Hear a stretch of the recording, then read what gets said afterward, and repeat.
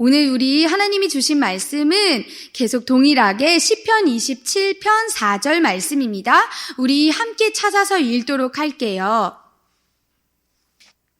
제가 가진 성경 821페이지에 있습니다. 찾았나요? 자, 함께 한 목소리로 읽겠습니다. 시작. 내가 여호와께 바라는 한 가지 일, 그것을 구하리니 곧 내가 내 평생에 여호와의 집에 살면서 여호와의 아름다움을 바라보며 그의 성전에서 사모하는 그것이라. 아멘. 자, 오늘 저는 지난 시간에 이어서 계속 시편 27편 4절 말씀을 가지고 단 한 가지 소원에 대해서 말할 거예요. 오늘은 지난 시간과 동일하게 세 번째 여호와의 성전에서 사모하는 것이라는 제목인데요. 그 중에서도 우리 첫 번째 지난 시간에는 예배의 장소에 대해서 나누었다면 오늘은 두 번째 예배의 방법이라는 제목으로 말씀을 나누겠습니다. 우리 혹시 지난 시간에 나누었던 것 기억하나요? 제가 한번 다시 핵심만 짚어볼게요. 우리가 첫 번째로 여호와의 집에 사는 것, 그리고 여호와의 아름다움을 바라보는 것에 이어서 세 번째는 여호와의 성전에서 사모하는 것에 대해서 나누고 있어요. 그 중에 지난 시간은 예배의 장소, 성전의 의미에 대해서 나누어 봤는데 첫 번째는 교회가 성전임을 기억하고 함께 모이는 거에 힘쓰자. 그리고 두 번째는 나 자신이 성전임을 기억하고 우리의 몸과 마음을 깨끗이 하기에 힘쓰자.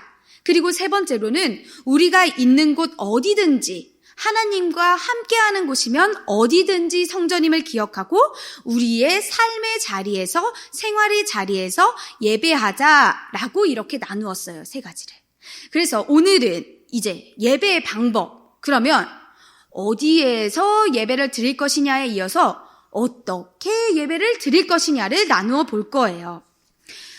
우리가 성전을 사모하는 것, 이게 계속 이제 반복되고 있는데 시인의 소원으로요. 이 성전을 사모하는 것이 무엇이라고 했죠? 쉽게 말하면 예배예요, 예배. 주님의 얼굴을 뵙고 주님의 얼굴을 구하고 주님의 얼굴을 찾는 것. 주님의 사랑을 느끼는 것, 예배. 그러면 이 예배는 어떻게 드리냐? 첫 번째로는 이 영과 진리로 드리는 예배여야 하는데 바로 이 영과 진리로 드리는 예배가 장소에 매이지 않는다라는 사실이에요. 중요한 거는 우리가 지금 우리도 교회에 나와서 예배를 드리고 있지만 이 예배당, 이 교회 건물 자체가 하나님의 성전으로 중요하다고만 할 수는 없어요. 이것만, 이 건물만 중요하다고 할 수가 없어요. 더 중요한 건 무엇이냐? 우리가 진심으로 영과 진리로 드리는 예배가 되어야지만 그 예배를 하나님 기뻐하신다는 거예요. 그래서 정리하면 영과 진리로 드리는 예배는 성전에 국한되지 않는다는 거예요. 건물에 하나님이 갇혀 계시지 않다는 거예요. 우리가 지난 시간에도 말했잖아요. 고린도전서 3장 16절에 너희는 너희가 하나님의 성전인 것과 하나님의 성령이 너희 안에 계시는 것을 알지 못하느냐. 교회만 성전이라고 말씀하신 게 아니라 우리 몸이 성전이라는 사실을 분명하게 중요하게 짚어주셨어요. 그리고 우리 맨 처음 시간에는 여호와의 집이 도대체 무엇이냐라고 나누었을 때 하나님의 나라가 어디 있냐고 바리새인들이 예수님께 물어봤을 때 예수님이 하나님 나라는 볼 수 있는 게 아니다. 너희 안에 있는 거다. 이렇게 말씀하셨어요. 그래서 더욱더 이 건물에서 드리는 예배만이 아니라 우리의 이 영과 우리의 진리, 우리의 말씀으로 드리는 예배가 중요하다는 거예요. 지금 우리 이 교회들을 보면요. 우리 희망의 교회도 그렇지만 정말 다양한 모습을 가지고 있어요. 뭐 디자인부터 해서 인테리어부터 해서 너무너무 다 달라. 큰 교회든 작은 교회든. 하나님 보시기에 너무 흡족하고 기뻐하시는 거면 다 괜찮아요. 그런데 하나님이 기뻐하시지 않는 거, 그게 무엇이냐? 마음이 떠나 있고 영과 진리가 없는 예배를 드리면 성전 건물이 아무리 크고 화려하고 너무너무 좋아도 거기에는 하나님의 영이 계시지 않아요. 하나님의 이름을 사모한다고 하나님의 이름을 찬양하고 있지만 우리 마음이 떠나 있으면 예배가 아니게 되는 거예요. 시편 24편 3절의 말씀은요. 여호와의 산에 오를 자가 누구며 그의 거룩한 곳에 설 자가 누구인가? 이 여호와의 산과 그의 거룩한 곳이 바로 하나님 계신 곳이잖아요. 바로 성전이고 교회이고 예배의 자리라는 거예요. 근데 이런 사람이 누구예요? 마음이 청결하며 뜻을 허탄한 데 두지 아니하며 거짓 맹세하지 아니하는 자예요. 이런 사람은 어떻다고요? 여호와께 복을 받고 구원의 하나님께 의를 얻으리니. 너무 분명하게 나와 있는 거예요. 요한복음 2장을 보면요. 예수님도요. 성전을 정결케 청소하셨어요. 깨끗하게 청소하셨어요. 왜? 아니 6월절이 가까워서 예수님 예루살렘에 막 가셨어요. 근데 세상에 웬일이야. 예루살렘 성전에 딱 들어갔더니 비둘기 파는 사람, 돈 교환해주는 사람. 이게 교회야 시장이야? 뭐야? 예수님이 너무 화가 나셨어. 다 내쫓으시고 다 엎어버리셨어. 예수님은요 그렇게 막 비인격적인 분이 아니신데 얼마나 이 성전을 진짜 말 그대로 더럽게 사용했으면 예수님이 이렇게 화가 나셨을까? 그래서 뭐라고 하셨어요? 요한복음 2장 16절에 비둘기 파는 사람들에게 이르시되 이것을 여기서 가져가라. 내 아버지의 집으로 장사하는 집을 만들지 말라 하시니. 교회가요. 교회되지 않는 건요. 진짜 하나님께 제일 큰 죄를 범하는 거예요. 그냥 건물만 교회라 그래서 온갖 불의를 다 행하는 곳은요. 교회가 아니에요. 교회라는 이름을 달고 있어도 교회가 아닌 거예요. 하나님이 계시지 않는 곳인 거예요. 교회가 장사하는 집이 되어도 돼요? 아니면은 되지 말아야 해요? 되지 말아야죠. 우리는 무엇이 하나님이 기뻐하시지 않는 불이라는 것도 이전에 한 차례 나누었어요. 하나님과 원수되는 것, 하나님께 불의를 저지르는 건요. 로마서 1장 29절에 나와 있고 또 잠언 6장에 나와 있죠. 잠언 6장에서 말하는 것을 한번 볼까요? 잠언 6장 16절에요. 여호와께서 미워하시는 것 곧 그의 마음에 싫어하시는 것이 예니 7가지. 교만한 눈, 거짓된 혀, 무죄한 자의 피를 흘리는 손, 악한 계교를 꾀하는 마음, 악으로 달려가는 말, 거짓을 말하는 망령된 증인, 이간하는 사람. 로마서 1장 29절은 뭐라 그래요? 모든 불의, 추악, 탐욕, 악의가 가득한 것, 시기, 살인, 분쟁, 사기, 악독이 가득한 것, 수근수근거리는 것. 이런 걸로 교회에서 행한다, 이런 게 교회에 수두룩하다? 교회가 아니에요. 교회라고 함부로 말을 하면 안 돼요. 그리고 이런 게 많다? 그럼 우리 회개해야 돼요.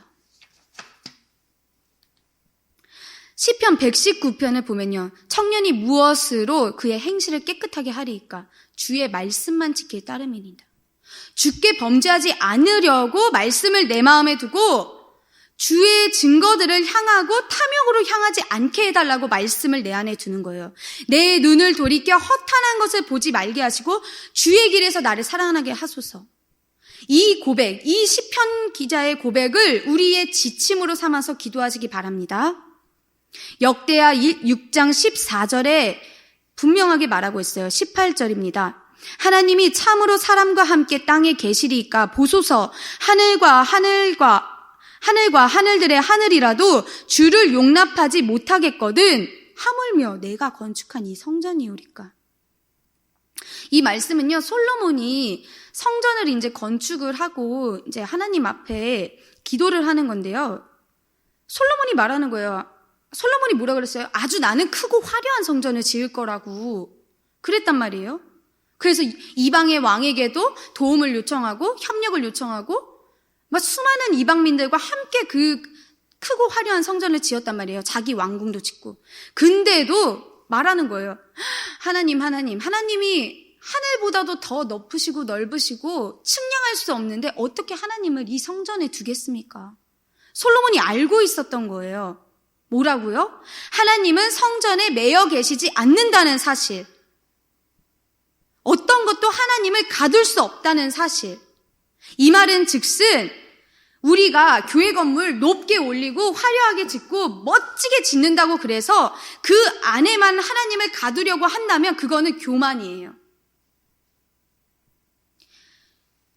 하나님의 이름만 그냥 성전에 있는 거예요. 교회는 그냥 하나님의 이름만 두는 거예요. 근데 하나님 자체를 그 안에 가두려고 하면 그거는 죄가 되는 거예요. 그리고 이 교회를 이용해서 내가 축복받아야지, 이런 생각으로 교회를 이용하고 수단으로 만들려고 하는 것도 다 교만이고 죄예요. 이런 어리석은 일을 할 때 하나님의 집, 하나님의 성전, 하나님의 교회라고 하는 게 바로 우상의 집으로 전락해버리는 거예요. 이걸 반드시 말씀으로 기억하기 바랍니다. 사도행전 17장 24절의 말씀입니다. 우주와 그 가운데 있는 만물을 지으신 하나님께서는 천지의 주제이시니 손으로 지은 전에 계시지 아니하시고. 하나님 어디에 계시지 아니하시다고요? 성전에 계시지 않는다고. 만물을 다 지으셨기 때문에, 모든 만물 위에 계시기 때문에 성전에 갇혀 계시지 않는다고요. 히브리서 3장 4절은요. 만물을 지으신 이는 하나님이시라. 6절에 그리스도는 하나님의 집을 맡은 아들로서 그와 같이 하셨으니 우리가 소망의 확신과 자랑을 끝까지 굳게 잡고 있으면 우리는 그의 집이라. 우리 이거를 진짜 기억해야 돼요. 예수 그리스도가 하나님의 집을 맡은 주인이에요. 예수 그리스도가 교회의 뭐가 되시죠? 머리 되시잖아요. 그러니까 그 예수 그리스도를 바르게 믿고 바르게 붙잡고 있으면 우리가 예수 그리스도님이 계신 그 집이라는 거예요. 예수님이 계신 집이라는 거예요. 이 말씀을 반드시 기억하고 우리의 소망으로 붙잡으시기 바랍니다. 둘째로, 영과 진리로 드리는 예배는 주님을 찾는 것에서 시작돼요. 주님을 찾는 게 뭔데요? 예배라고 했죠. 아니 그러면 예배 뭐 어떻게 해야 되는데요? 뭐에서 시작되는 건데요? 나의 곤고한 마음, 나의 가난한 심령으로 주님을 향해서 예배에 나아가는 게 바로 영과 진리로 드리는 예배의 시작이에요. 도대체 왜요? 왜 그래야만 하는데요? 써 있죠. 누구나 죄인이고 불완전하고 가난한 영혼이기 때문에. 즉슨 모두가 주님께는 불쌍한 영혼이기 때문이에요. 우리가 주님을 찾는 이유 뭐예요? 우리가 예배 나오는 이유 뭐예요? 우리가 완벽해서? 우리가 잘나서? 아니에요. 우리가 죄인이기 때문에 그런 거예요. 죄인은요, 누가 풀어주지 않으면요, 계속 갇혀있는 사람인 거예요. 로마서 5장 8절의 말씀에 우리가 아직 죄인 되었을 때, 10절에도 곧 우리가 원수 되었을 때에 라고 나와요. 12절에는요. 그러므로 한 사람으로 말미암아 죄가 세상에 들어오고 죄로 말미암아 사망이 들어왔나니 이와 같이 모든 사람이 죄를 지었으므로 사망이 모든 사람에게 이르렀느니라. 13절에 율법이 없었을 때는 죄를 죄로 여기지 아니하였느니라 라고 해요.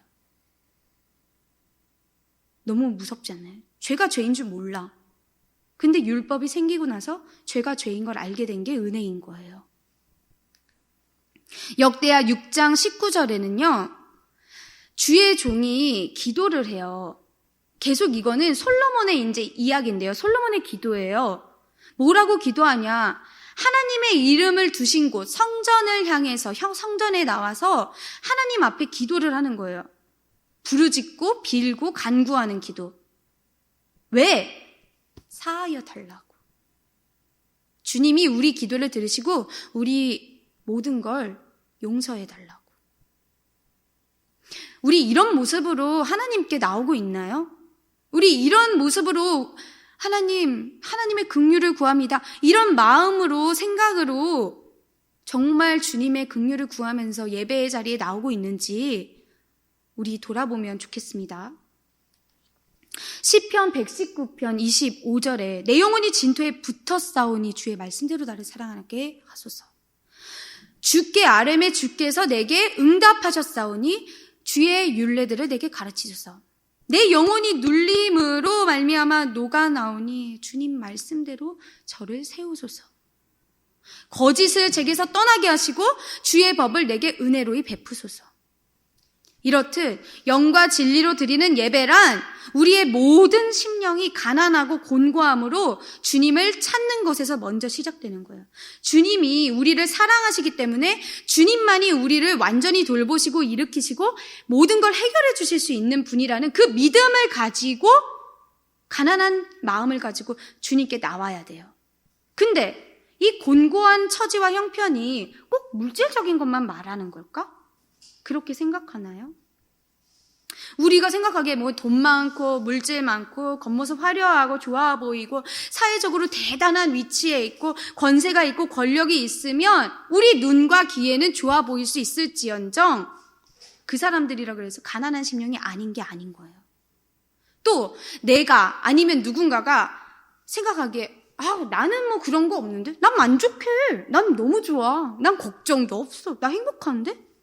아니면 저 사람 진짜 행복해 보여. 저 사람은 걱정 하나도 없을 것 같아.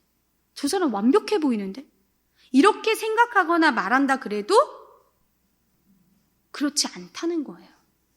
무슨 말이냐면 곤고한 마음, 가난한 심령, 가난한 형편은 겉으로 보이는 거나 귀로 들리는 거나 우리가 뭐 가지고 있는 거나 느끼는 걸로 우리가 판단하고 인지하는 걸로는 상관이 없다는 거예요. 그냥 사람이라면 사람은 누구나 한 사람도 빠짐없이 가난한 영혼이라는 거예요. 불쌍한 영혼이라는 거예요. 왜? 우리가 앞에서 말했듯이 우리 죄인이기 때문에 아담과 하와로부터 우리는 죄성을 물려받았고 그 죄인으로 하나님과 원수되었던 관계이기 때문에 누구도 완벽하고 완전하고 온전하고 그런 존재가 아니라는 거예요. 이 말은 뭐예요? 우리 스스로는 완전하게 부유할 수도 없고 행복할 수도 없고 평안할 수도 없어요. 그 말인즉슨 우리 스스로를 우리가 구원할 수 없다는 거예요. 그래서 우리는 누구도 한 사람도 빠짐없이 모두 다 하나님을 찾아야만 살아나는 존재가 되는 거예요.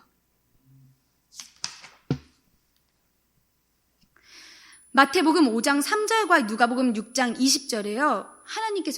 예수님께서 이렇게 말씀하세요. 심령이 가난한 자는 복이 있나니 천국이 그들의 것이며 예수께서 눈을 들어 제자들을 보시고 이르시되 너희 가난한 자는 복이 있나니 하나님의 나라가 너희 것이요.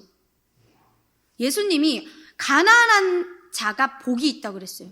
사람들은 이해 못하죠. 아니 가난한데 무슨 복이 있어요. 가난하면은 복은 무슨 복이야. 가난하면 힘들기만 하지. 죽겠는데 무슨 복이야. 진짜 말장난해? 근데 그게 아니에요. 왜? 모든 가난함과 곤고함을 예수 그리스도께, 주님께, 하나님께 가지고 나오는 사람은 바로 그 하나님의 나라, 예수님이 계신 그 천국이 우리의 소유가 되기 때문이에요.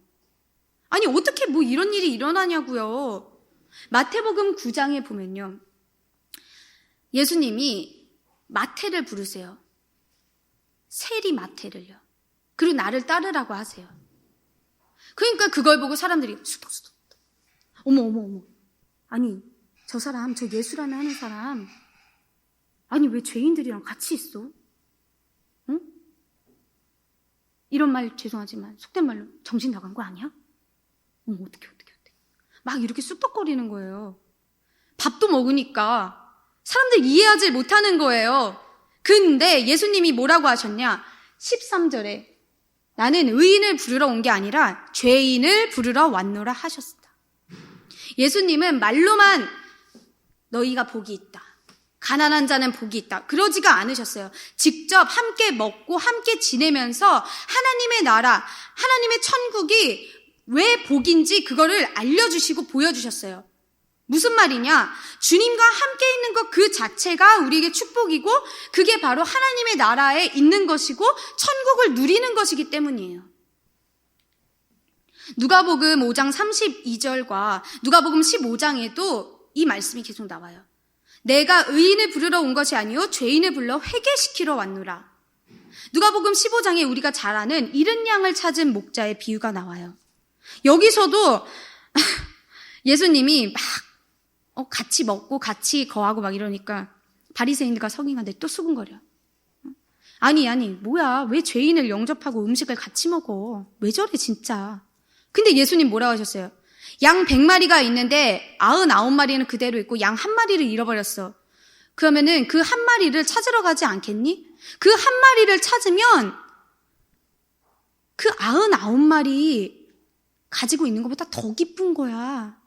이 말이 뭐예요? 죄인 한 사람을 회개시키면, 죄인 한 사람이 회개하면 하늘에서는 회개할 것 없는 의인 99으로 말미암아 기뻐하는 것보다 더하리라. 예수님 무엇을 기뻐하신다고요? 회개를 기뻐하신다고요. 그리고 뭐라고 하세요? 주님과 함께 있으면 회개가 가능하다는 거예요. 주님이 친히 부르러 오셨다니까요. 죄인을 부르러 왔어. 그럼 죄인은 뭐를 해야 돼? 용서를 구하잖아요. 그러니까 주님이 너 용서 구할 수 있도록 내가 도와줄게 하시는 거예요. 회개를 하면 우리에게 뭐가 있어요? 구원의 은혜가 선물로 주어져요. 그리고 또 뭐라 그랬죠? 성령의 선물을 받는다고 했잖아요. 기억나요? 사도행전 2장의 말씀에서 우리가 그렇게 나눴어요. 베드로가 말하되 너희가 회개하여 각각 예수 그리스도의 이름으로 세례를 받고 죄사함을 받으라. 그리하면 성령의 선물을 받으리니. 이거는요, 모든 사람한테 다 해당이 돼요. 그리고 계속 권했어요. 회개해라. 선물 받아라. 왜? 패역한 세대에서 구원을 받아야 하니까. 그러니까 이 말은요, 좀 더 나아가면 우리 혼자만 구원받고 끝나야 되는 게 아니라 우리 모든 사람이 구원을 받아야 된다고요. 이때만 패역한 세대게요. 지금은 더하죠. 지금은 더해요. 그래서 구원을 어떻게 해야 된다? 전해야 된다. 디모데전서 1장에는요. 율법이 옳은 사람을 위해서 온 게 아니라고 분명히 말했어요. 자, 그러면 영과 진리로 드리는 예배가 주님을 찾는 거라 그랬어요. 그래서 왜 찾아야 되냐니까 우리 죄인이라고. 그럼 이 죄인은 갇힌 사람이라서 풀어주는 사람이 필요한데 그게 누구다? 바로 주님이시다. 주님만이 유일한 구원자이시기 때문에 우리는 주님을 찾아야 한다. 하나님을 찾아야만 사는 존재라는 건 구원이 필요한 존재이고, 구원하려면, 구원되려면 무엇이 필요하다? 누가 필요하다? 하나님이 필요하고 하나님의 아들 예수 그리스도가 있어야 한다. 시편 33편을 보면요, 많은 군대로 구원 얻은 왕이 없으며 용사가 힘이 세어도 스스로 구원하지 못하는도다. 여호와는 그를 경외하는 자 곧 그의 인자하심을 바라는 자를 살피사 그들의 영혼을 사망에서 건지시며 그들을 살리시는도다. 이게 무슨 말이에요? 왕도 힘센 용사도 그리고 지식이 많은 사람도 재물도 많은 사람도 아무도 자기를 스스로 구원할 수 없어요. 그리고 아무도 죽음을 피해갈 수 없어요. 세상의 과학기술이 발전해도 누구나 다 죽기 마련이에요. 죽으면 천국 갈 거냐 지옥 갈 거냐 우리는 선택을 해야만 한다는 거죠. 구원은 사망에서 건짐을 받는 거고 영생을 얻는 거라고 우리가 계속 말을 하고 있어요. 그러므로 우리 소망은 어디에 있다? 누구에게 있다? 오직 유일하고 전능하신 창조주 구원자 하나님께 있다. 그래서 우리 예배는 가난하고 곤고한 심령을 가진 우리가 창조주, 주관자, 주권자, 인도자, 지혜자, 충고자, 조언자, 유일한 구원자이신 주님을 향해서 마음의 갈급함을 가지고 이 영을 가지고 나오는 거예요. 그리고 예배의 자리에서 우리가 그러면 말씀을 듣잖아요. 말씀을 들어야만 하는 이유가 뭐라 그랬어요? 말씀이 믿음은 들음에서 나고 들음은 예수 그리스도의 말씀으로 말미암았다고 그랬죠. 이 말씀이 아니면은 예수님을 만날 수가 없어요. 말씀을 먹지 않으면 예수님이 우리의 유일한 구원자이시라는 거를 믿고 싶어도 믿을 수가 없는 거예요. 그 믿음을 갖고 싶은데, 품고 싶은데, 간절히 주님을 만나고 싶은데 말씀을 모르고는 주님을 만나기가 어렵다는 거예요. 왜? 성경은 하나님의 영으로 하나님의 감동으로 된 것으로 교훈과 책망과 바르게 함과 의로 교육하기에 유익한 것이니까. 말씀이 아니고서는 우리가 알 방법이 없으니까. 그래서요, 예수 그리스도는 누구시다? 요한복음 6장에 말했죠. 진실로 진실로 너희에게 이르노니 믿는 자는 영생을 가졌나니 나는 살아있는 떡, 이 떡을 먹으면 영생하리라. 요한복음 14장 6절 예수께서 이르시되 내가 곧 길이요 진리요 생명이니 나로 말미암지 않거든 아버지께로 올 자가 없느니라. 디모데전서 1장에서는요. 또 한 번 말해요. 15절에 그리스도 예수께서 죄인을 구원하시려고 세상에 임하셨다. 죄인 중에 내가 괴순이라. 하나님께 존귀와 영광이 영원 무궁토록 있으려 함이니이다. 그래서 영과 진리로 드리는 예배가 주님을 찾는다는 거에서 시작된다는 의미는 바로 죄를 돌이키는 거에서 예배가 시작되고 죄를 돌이키면 주님의 은혜가 임하고 그리고 그렇게 돌아온 우리들을 주님이 치유하시고 치료하시고 회복시켜 주시고 일으켜 주시고 살리시고 영생까지 얻게 해주신다. 이게 바로 은혜의 자리, 예배의 자리, 그리고 바로 이곳에서 하나님의 존귀와 영광이 드러난다. 역대하 6장 22절에서 이렇게 나오는 이 말씀은 은혜의 자리, 예배의 자리가 우리 욕심대로 나오는 게 아니라 하나님 뜻대로 베푸시는 사랑과 공의와 정의와 자비와 인애와 긍휼과 용서와 구원과 은혜를 똑바로 바라보고 신뢰하고 구하고 의지하며 찾아서 누려야 하는 자리라는 걸 말해주는 거예요. 즉슨 하나님 말씀으로 우리가 다스림을 받아서 은혜를 누리는 자리가 바로 예배의 자리라는 거예요. 그런 예배가 바로 영과 진리로 드리는 예배고 그런 예배 공동체가 바로 영과 진리로 드리는 예배 드리는 교회임을 기억하기 바랍니다. 세 번째로는요. 영과 진리로 드리는 예배는 말씀에 순종하는 삶이에요. 이건 즉 믿음의 삶을 말하는 거예요. 하나님은요. 약속하신 말씀을 다 지키는 분이세요. 그런데 중요한 건 약속을 이루려면요. 우리가 해야 하는 본분과 책임과 권리와 의무가 있어요. 우리가 주세요 주세요 주세요 하고만 약속을 구하면 안 되고 그 약속을 주시면 그 약속을 구하면 그 약속을 지켜야 돼요. 노력을 해야 돼요. 말씀을 지키는 삶이 필요하다는 거예요. 다시 말해서 영과 진리로 예배한다는 건 성전이든 어디든 간에 우리가 이 예배의 형식으로 드리는 예배를 마치고 돌아가는 모든 삶의 자리에서 하나님 말씀, 그 약속, 언약을 성취시키기 위해서 우리도 열심히 최선을 다해 성실히 그 말씀을 지키려고 노력해야 된다는 거예요. 하나님은 우리와 함께 하시니까 어디에서든지. 왜? 이 믿음의 삶이 예배가 되는 건 왜? 왜 이런 믿음의 삶을 살아야만 하는데? 로마서 14장 10절, 고린도후서 5장 10절. 우리가 다 하나님 심판대에 서기 때문에. 심판대에 서서 선악간에 그 몸으로 행한 것을 따라 그게 갈라지기 때문에. 따라서 믿음은 구원받음으로만 끝나는 게 아니라 구원받은 은혜를 날마다 사모하고 감격해서 그 은혜 주신 하나님께 반응하고 보답하는 거예요. 다시 말해서 우리가 받은 구원으로, 받은 성령으로 우리가 살고 있는 이 땅에서 하나님 나라를 이루는데 동참하고 주님의 도구로 쓰임받아야 된다는 거예요. 이게 뭐라 그랬어요? 지난주에 말했잖아요. 이웃사랑 전도. 그래서 이 이웃사랑 전도, 복음 전파를 뭘로 하냐? 성령의 권능을 받아서 한다. 이게 뭐다? 우리의 사명이다. 그래서 선한 싸움을 향해 달려가는 우리가 되어야 한다. 근데 이거는 누가 다 하신다? 하나님이 하신다. 하나님이 도와주신다. 디모데전서 1장 5절에요. 교훈의 목적이 청결한 마음과 선한 양심과 거짓 없는 믿음에서 나오는 사랑이라고 했어요. 그러니까 이 말씀의 목적을 분명하게 우리 기억하면서 이 청결한 마음, 선한 양심, 거짓이 없는 믿음에서 나오는 사랑을 가지고 모든 이웃에게, 나를 제외한 모든 이웃에게 하나님의 복음, 하나님 구원의 은혜를 반드시 전하고 그 하나님의 사랑을 나누는, 그래서 그 믿음을 살아내고 믿음의 축복을 누리는 희망의 교회 모든 어린이 그리고 예배에 참여하는 한 사람 한 사람이 되기를 주님 이름으로 축복하고 소망하고 기도합니다. 그래서 우리 정말로 11월 마지막 주 전도주의를 기쁘게 꿈꾸고 기대하고 기도하며 기다리면 좋겠어요. 진짜로 유일한 구원자 예수 그리스도의 복음의 은혜를 함께 나누는 게 전도이고 이웃사랑이라는 걸 알면 좋겠어요. 그래서 이 마음을 정말 가졌으면 좋겠어요.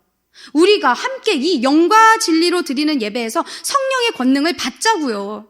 주님이 우리에게 어떤 최고의 날을 준비하고 계실지, 구원의 은혜와 복음의 능력을 어떻게 보여주실지, 하나님의 놀라운 일하심, 풍성한 은혜, 소원하고 사모하면서 복음 전파에 필요한 모든 것을 기쁨과 감사와 간구로 준비하길 주님 이름으로 축복하고 소원하고 기도합니다.